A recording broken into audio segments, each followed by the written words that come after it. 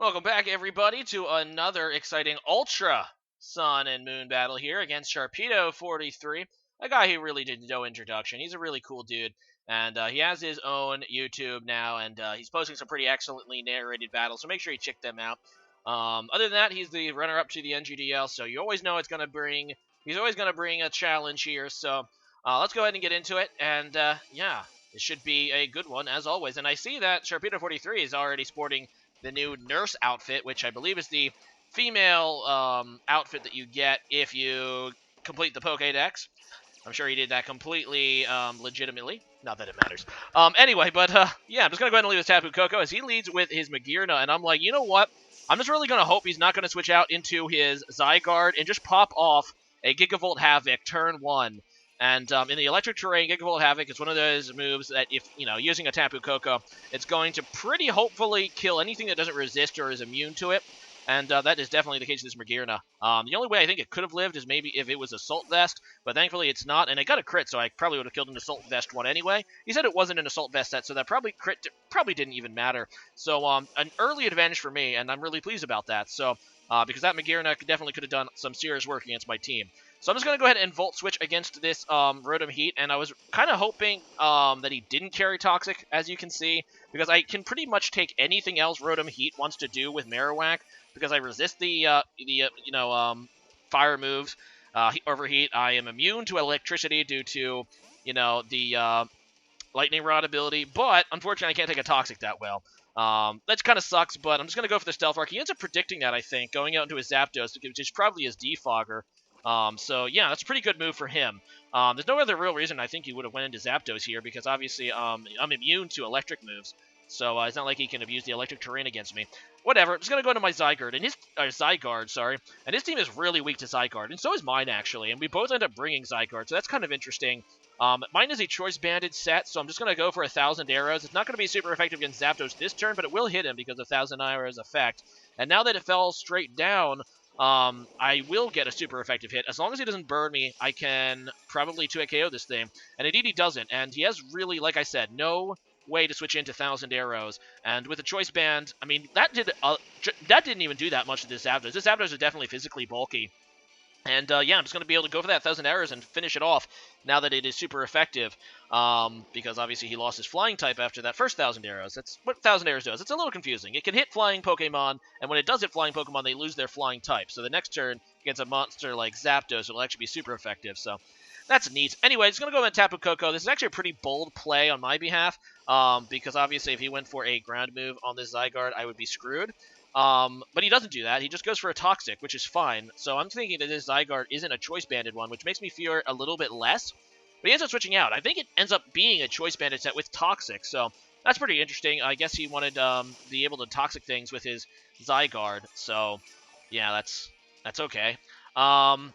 But yeah, I'm just poisoned now. I'm just going to go for the Dazzling Gleam. He makes actually a really good play here, going right back into Zygarde, predicting Volt Switch. Now, I actually carry U-Turn as well on this Tapu Koko, so I probably should have done that, figuring that this might have been a play.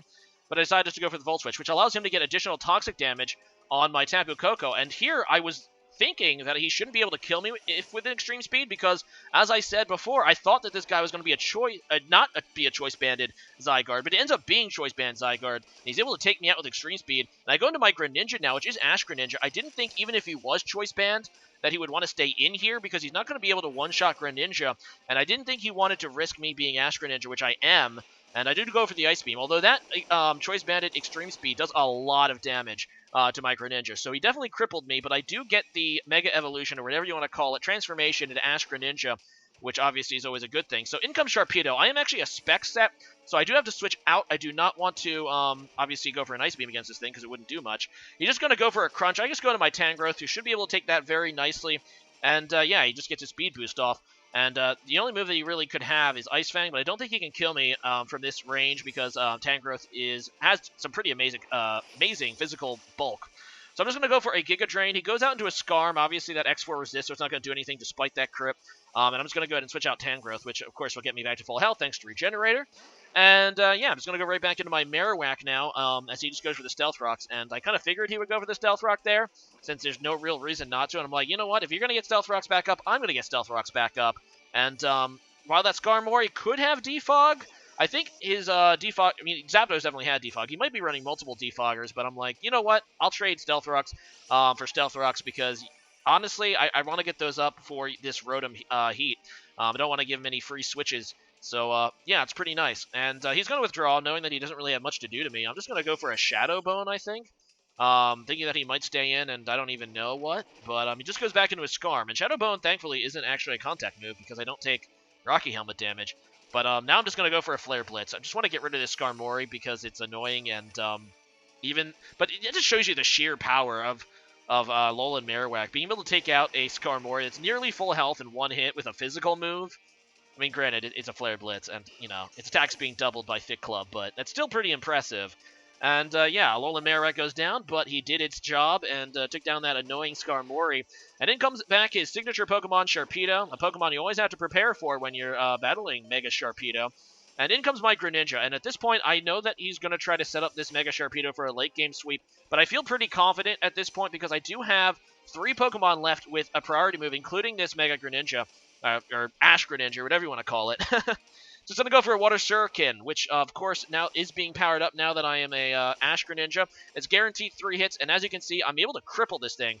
He decides not to quite Mega Evolve quite yet, which should allow him to switch and maybe Mega Evolve later. So that's pretty interesting. He does get another speed boost, though, and there you go. Anyway, in comes my Scizor, which is actually my Mega, and first time I think I'm going out into it in this match. And like I said, the pretty much key thing is that I know that I should be able to do it with this Sharpedo because I still have my Zygarde, of course, which has extreme speed, and this Scizor, of course, has Bullet Punch. I'm just actually going to go for a Swords Dance, because I don't think that his Sharpedo can do much to me, and I guess it was just free. Instead, he just goes out into his Rotom Heat, and I was thinking what I wanted to do, and I'm like, well, I'm pretty sure I have this match in hand if I don't make any stupid mistakes.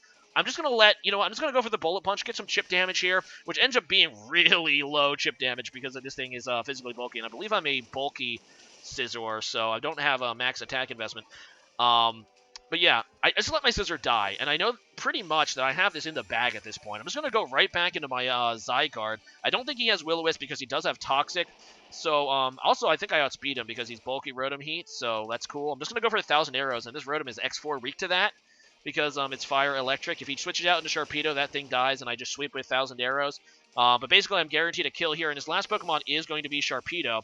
And he makes a heads-up play here, just Mega Evolving this turn, realizing that he doesn't even need a speed boost, but he's at red health. And, yeah, I decided to go out of my Tangrowth. I could have actually just sacrificed Zygarde and then gone into Tangrowth and finished this off, but I figured this was actually the safer play to just sack Tangrowth now, and then finish off the Extreme Speed, because obviously if I let Zygarde die, then I'd be risking an Ice Fang either flinching my Tangrowth or freezing my Tangrowth.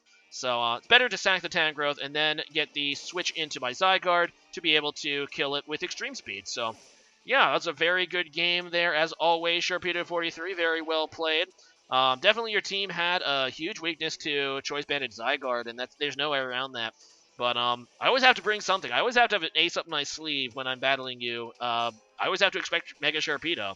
So, yeah, always going to bring... At least I've learned my lesson. I'm going to bring some strong priority against you. At the very least, there's some way to get around that thing. Anyway, today's question of the day is going to be this. I know a lot of you people don't play Pokemon Go. I play it kind of casually. But they're actually having like this new weather update, so that's kind of cool. And I'm kind of hype about that. But made me think about a good question of the day. And which that is, what is your favorite weather condition in Pokemon? One that you like to either use, or one that I guess the one that you like to use the most, or you think is the best. As for me, I mean, Sandstorm has always been pretty dominant, but I think Sunny Day has really grown on me, and I kind of want to use a Sunny Day team more. But leave a comment about that, and see you guys again next time. Later.